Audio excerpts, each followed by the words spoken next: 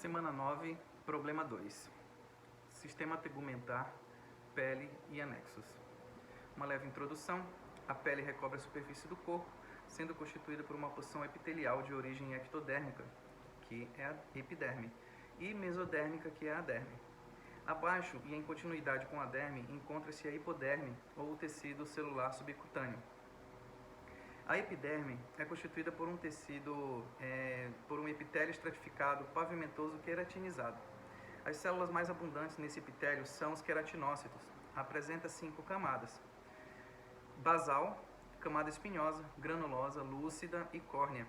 A camada basal é constituída por células prismáticas ou cuboides, basófilas, que repousam sobre a divisão entre a derme e a epiderme, rica em células troncos da epiderme, e também chamada de camada germinativa.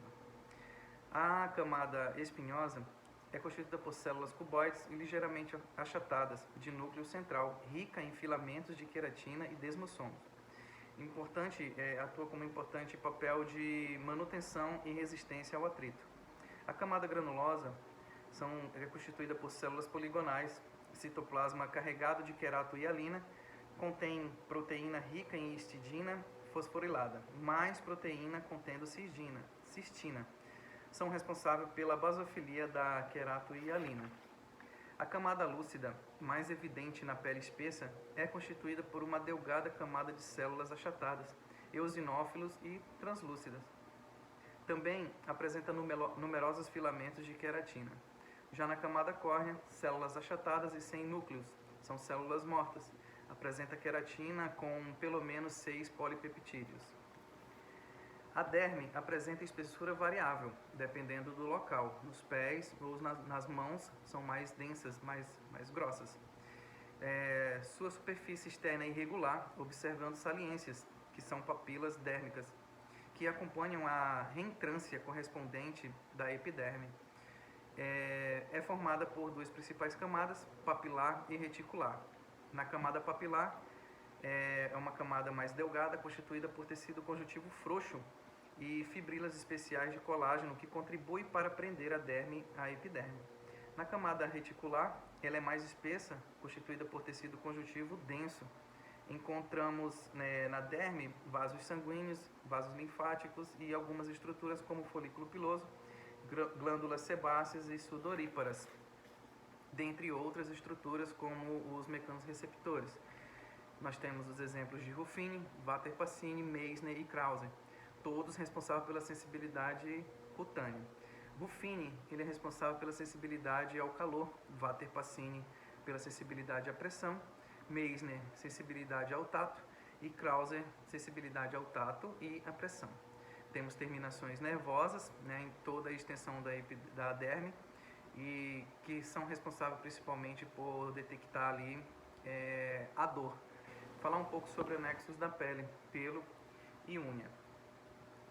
Cada pelo se origina de uma invaginação da epiderme, o folículo piloso, que no pelo em fase de crescimento apresenta-se como uma dilatação terminal do bulbo piloso, em cujo centro se observa-se uma papila dérmica. As células que recobrem a papila dérmica formam a raiz do pelo, de onde emerge o eixo do pelo. Na fase de crescimento, as células da raiz multiplicam-se e diferenciam-se em vários tipos celulares. Em certos tipos de pelo grossos, as células centrais da raiz produzem células grandes, vaculinizadas e fracamente queratinizadas, que formam a medula do pelo. Células mais periféricas formam a cutícula do pelo, constituída por uma célula fortemente queratinizada, que se dispõe envolvendo o córtex como escamas. A bainha externa se continua com o epitélio da derme, enquanto a interna desaparece à altura da região onde desembocam as glândulas sebáceas nos folículos. Ou seja, as glândulas sebáceas, elas se aderem ao pelo, utilizando a mesma estrutura do pelo para poder fluidificar aquela região. O conjuntivo que envolve o folículo apresenta-se mais espesso, formando a bainha conjuntiva do folículo piloso. Dispostos obliquamente e inseridos de um lado dessa bainha e do outro na camada papilar da derme, encontram-se os músculos eretores do pelo. Cada pelo tem sua porção de músculo responsável por fazer esse levantamento do pelo, cuja contração puxa o pelo para uma posição mais vertical, tornando-o eriçado. As unhas. As unhas são placas de células queratinizadas localizadas na superfície dorsal das falanges terminais. A porção proximal da unha é chamada de raiz da unha. O epitélio da dobra da pele que recobre a raiz da unha consiste nas camadas usuais da epiderme. A camada córnea desse epitélio forma a cutícula da unha.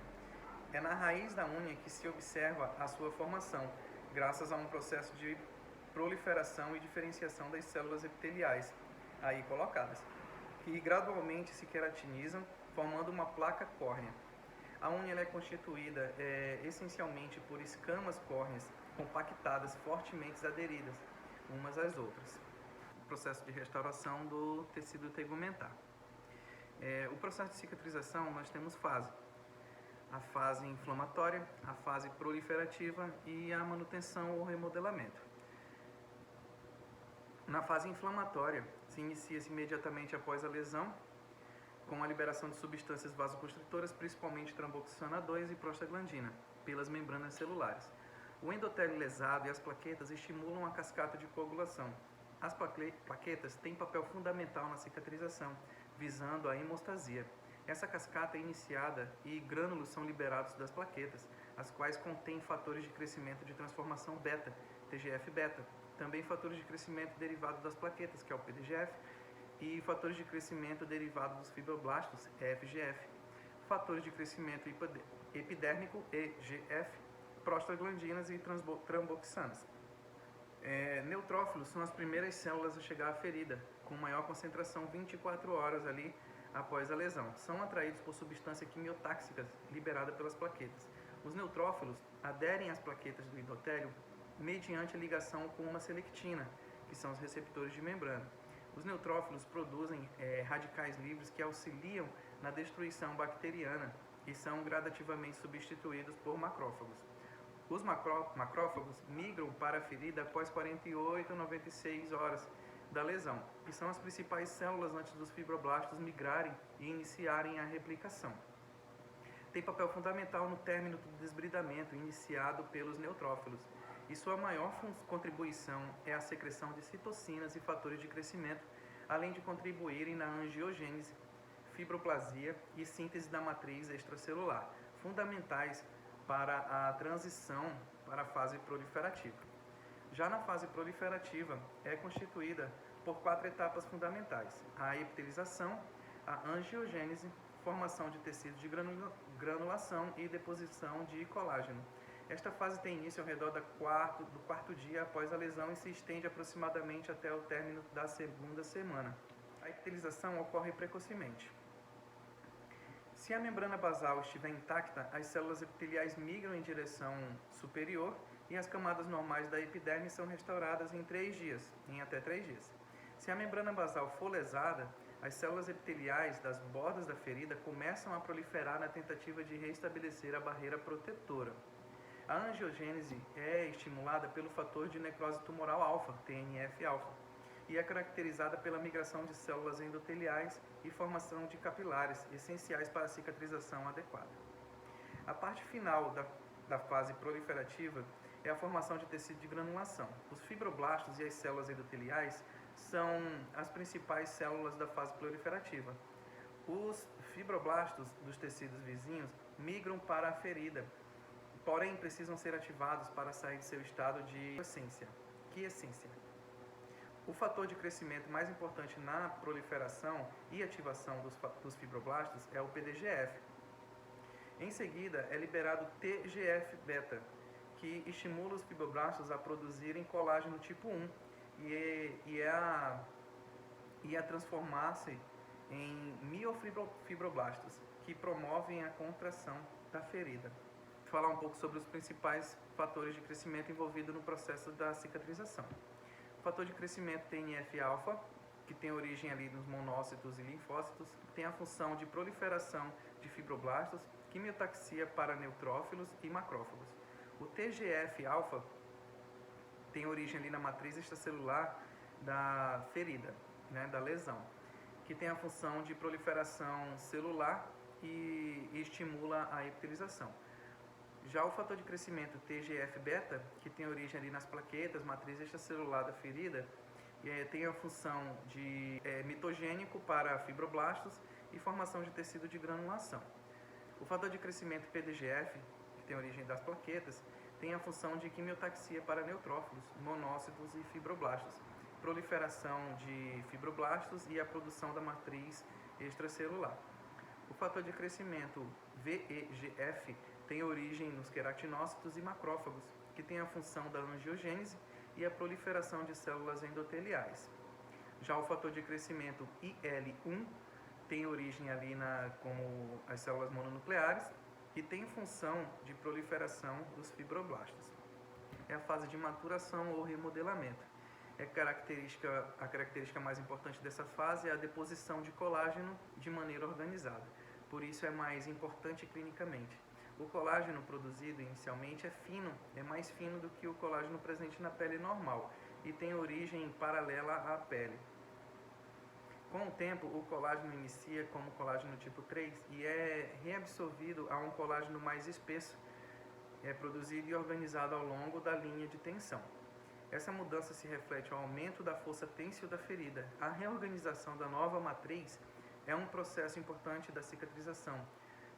Fibroblastos e leucócitos secretam colagenases que promovem a lise da matriz antiga.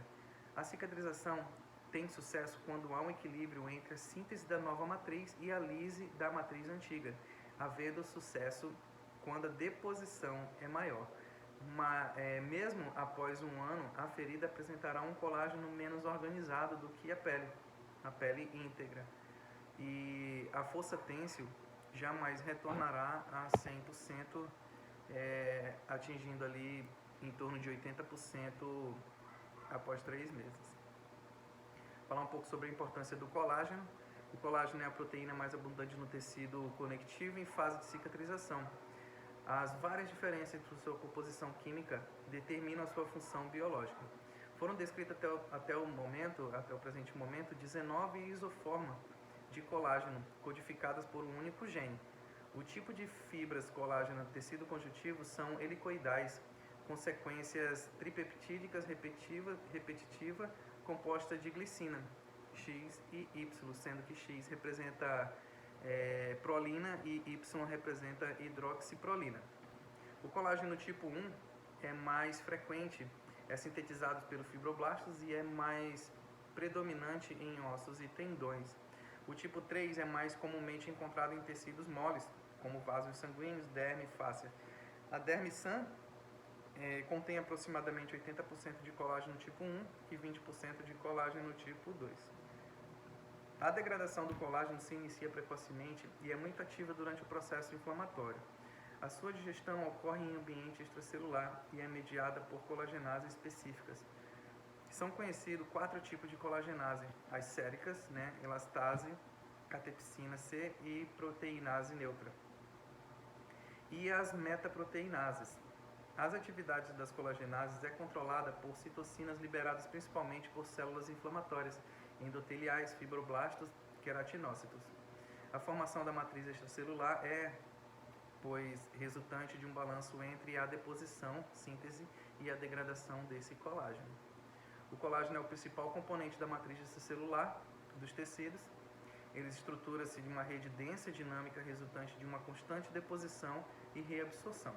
A quantidade de colágeno modifica-se no colo durante o pós-operatório, ou processo de cicatrização, e nas anastomoses colônicas, principalmente na região perianastomótica. Essa variação é resultado da integração entre sua síntese, fixação e degradação do tecido cicatricial.